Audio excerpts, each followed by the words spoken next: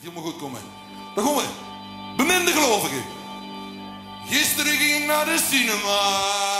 Olé, ola. U weet wel, mijn zoendoek en een camera. Olé, ola. En wat ik daar zag heeft mij blij gemaakt. Olé, ola. Wat ik daar zag heeft mij diep geraakt. Olé, ola. Alleen ik zag de grootvader van Prins en hij leidde daar een kerkdienst. Olé, ola. Oh, beminde geloven, dat was nog wel eens een kerkdienst.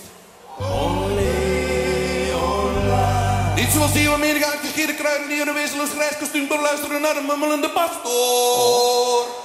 Olé, ola. Nee, het was een stel uitgelaten zwarte apen en de zotste stond van voor. Olé, ola. En ik bezweer u, beminde gelovigen. Het ging vooruit. Het ging vooruit. Het ging vooruit. Het ging verbazend goed vooruit. Het ging vooruit. Het ging vooruit. Het ging vooruit. Het ging verbazend goed vooruit. Hey, bouw erop. Hey, bouw erop. Hey, bouw erop. Hey, bouw erop. Met zoveel vuur. Met zoveel stijl. Hey, bouw erop. Oh, het bloed van ik was de liefde. Ik was de liefde. Ik was de liefde. Oh, de liefde voor muziek. Ik was de liefde. Ik was de liefde. Ik was de liefde. Oh, de liefde voor muziek. Ik was de liefde. Ik was de liefde. Ik was de liefde. Ik was de liefde voor muziek. Ik was de liefde.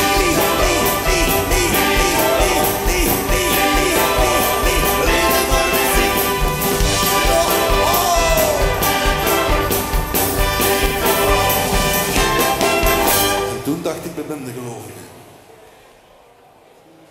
Waarom zijn de blanken zoveel bekakter dan de zwarte? Allee, speelt de beschaving ons werkelijk zoveel parten? Zwijg maar van de laatste kutgroep uit Engeland. Allee, spreek de lieve van Tina Turner aan de onderkant. Zwijg me van die gasten die goed kunnen zuipen. Alleen bekijk hoe ze straks naar de wc-pot kruipen.